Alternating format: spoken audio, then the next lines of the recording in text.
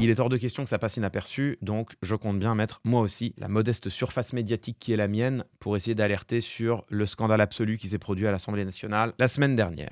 Il est temps de reparler un tout petit peu de l'affaire Betaram. Peut-être une partie d'entre vous avait considéré que l'odieux Bayrou bouté hors de Matignon, eh bien finalement tout cela avait trouvé une forme de conclusion. Hélas, je suis au regret de vous dire que pas tout à fait. Pas tout à fait parce que autour de Betaram, souvenez-vous, il y a eu une commission qui a été constituée à l'Assemblée nationale, une commission qui a été co-rapportée par 2 députés, Paul Vannier, député LFI, mais aussi Violette Spillebout, députée Renaissance, députée macroniste. Commission qui a auditionné plus d'une centaine de personnes et qui, au-delà de l'affaire Betaram, était surtout une commission pour déterminer quelles étaient les actions urgentes à prendre pour lutter contre les violences faites aux enfants dans le cadre scolaire. De cette commission d'enquête sur les violences faites aux enfants est sorti non seulement 50 propositions dans le rapport final, mais surtout une proposition de loi. C'est de cette proposition de loi que l'on va parler et d'un calcul absolument scandaleux et abject qui a été mené par Gabriel Attal.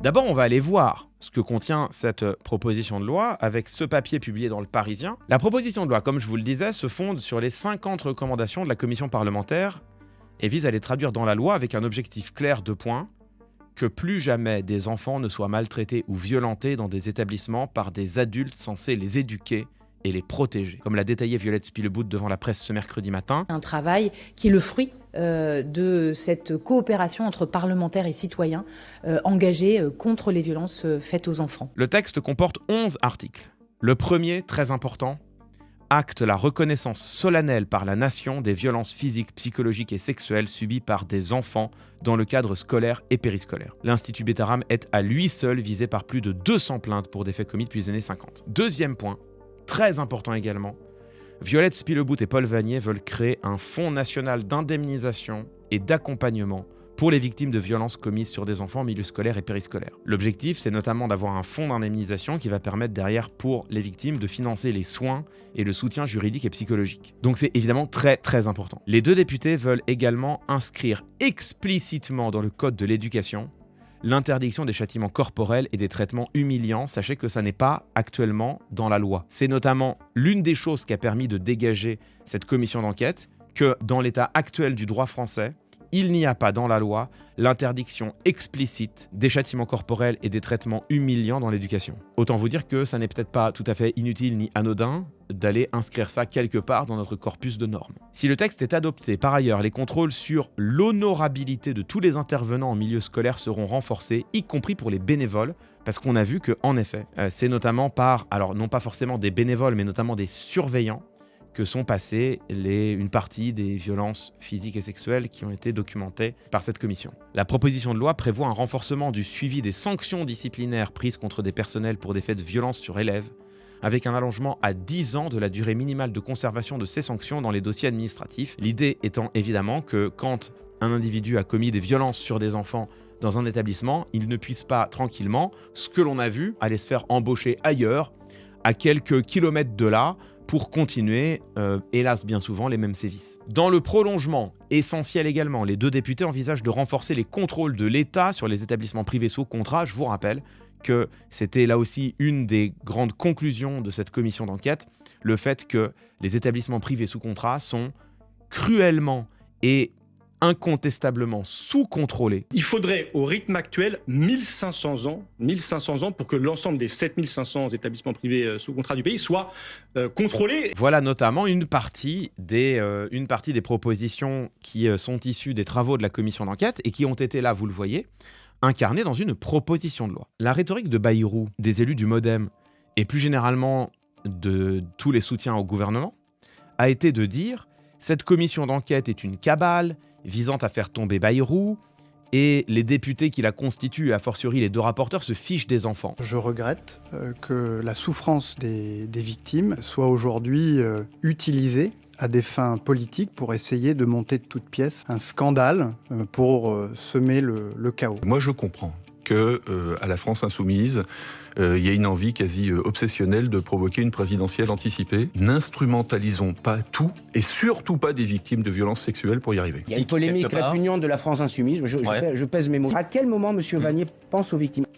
C'est pas vrai. Là, vous voyez que leurs travaux ont mené non seulement à 50 recommandations, mais derrière à une proposition de loi qui vise à prendre des mesures immédiates, importantes, claires, explicites, simples, efficaces pour prévenir au maximum les violences faites aux enfants en milieu scolaire. J'ajoute que cette proposition de loi, Paul Vannier et Violette Spillebout ne l'ont pas sortie de leur chapeau. Elle a été élaborée en lien avec les associations de victimes et elle a été élaborée en lien également avec le ministère de l'Éducation nationale.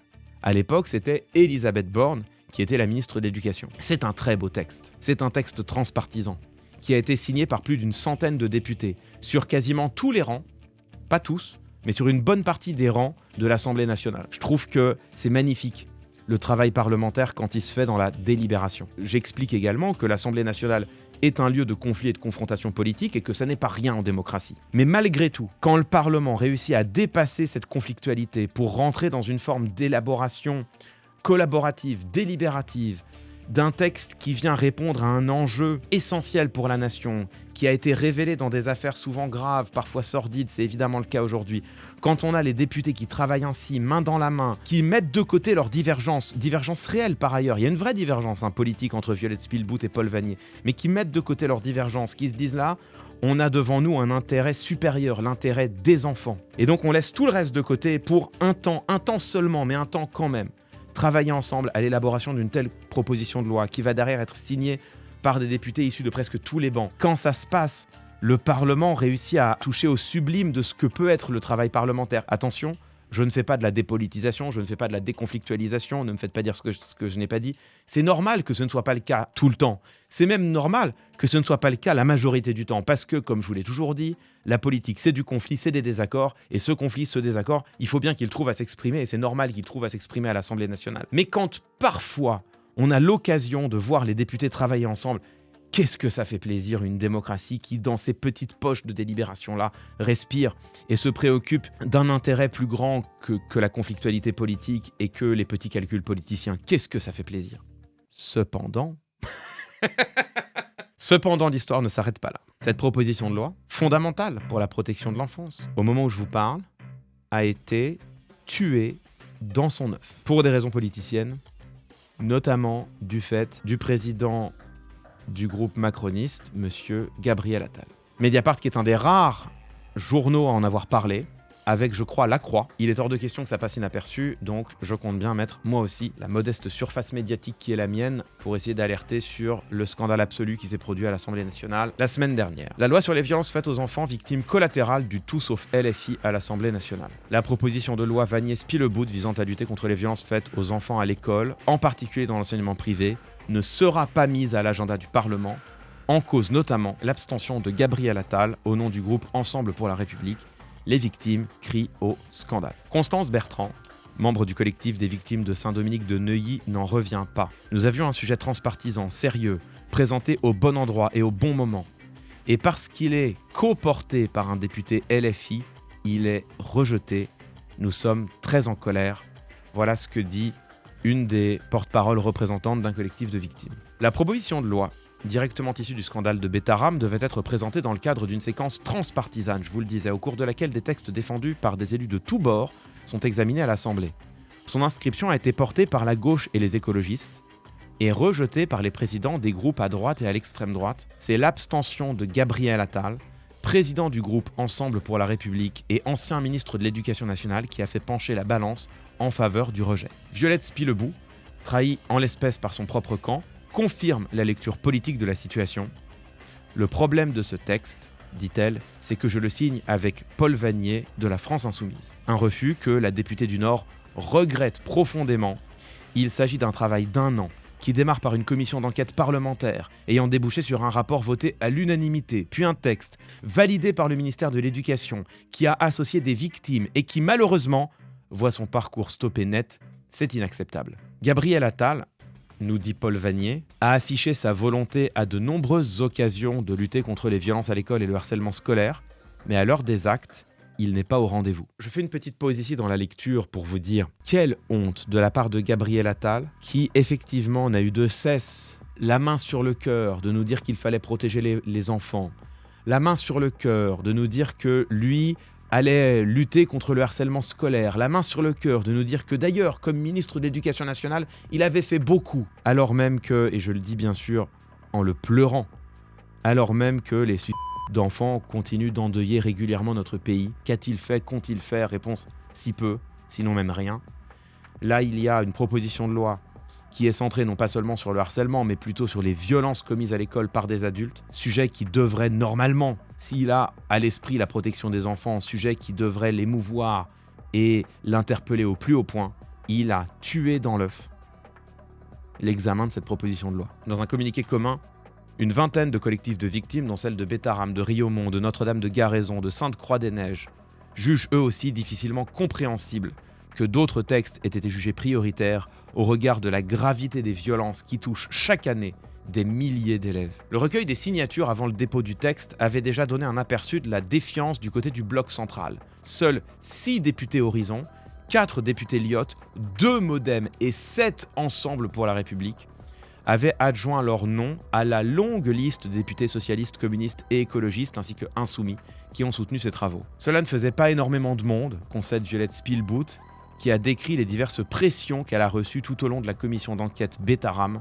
en raison de l'attelage étonnant qu'elle a formé pendant des mois avec le député Paul Vannier. Des collègues ont été appelés pour qu'ils retirent leur signature, confirme un député du bloc central, joint par Mediapart. Pardon, mais...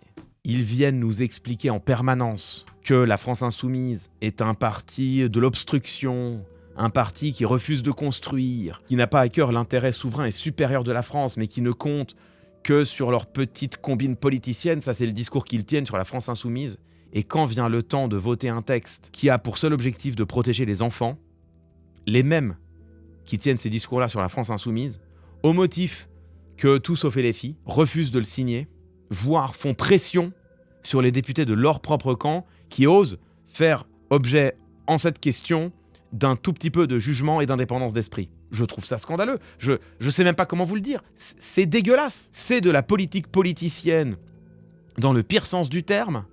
C'est le refus d'une construction transpartisane là où elle aurait pu avoir lieu et là où elle a eu lieu. C'est du calcul politique à courte vue, parce que tout cela n'est rien d'autre qu'une nouvelle manière de continuer à construire le tout sauf Mélenchon, dont on a bien vu et dont j'ai bien souvent dit quel était l'intérêt de le construire pour La République En Marche. Tout cela au mépris de l'intérêt, encore une fois, supérieur et essentiel de la protection de l'enfance. C'est abject. Selon les artisans de ce texte, il a été soutenu par le ministère de l'Éducation, qui a contribué, je vous le disais, par le travail de ses services à son élaboration. Je n'y vois donc pas, nous dit Paul Vannier, de manœuvre gouvernementale quelconque, c'est plutôt strictement parlementaire.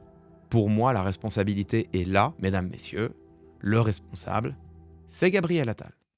C'est un scandale, c'est une honte. Gabriel Attal en est pleinement responsable, mais pas seulement lui. Les groupes Horizon, LR et Rassemblement National, bien sûr, sont tout aussi coupables. Mais lui aurait pu, en soutenant cette proposition de loi qui a été co-signée et élaborée par une députée de son propre parti et de son propre groupe parlementaire, il aurait pu permettre son inscription à l'ordre du jour. Nous aurions pu avoir une belle discussion parlementaire sur cette question. Nous aurions pu voir arriver à son terme ce processus délibératif si enthousiasmant dont je vous parlais, et ce sur un sujet si grave et si essentiel. Gabriel Attal, tout seul, pour un calcul bassement politicien, pour son intérêt personnel, pour simplement espérer continuer de fracturer un peu plus la gauche, afin, espère-t-il, d'augmenter un peu plus ses chances de parvenir au second tour pour, croit-il, espérer triompher de Jordan Bardella au second tour et peut-être atterrir sur la seule chose qu'il a à l'esprit et qui compte pour lui, être président de la République, parce que c'est tout ce qui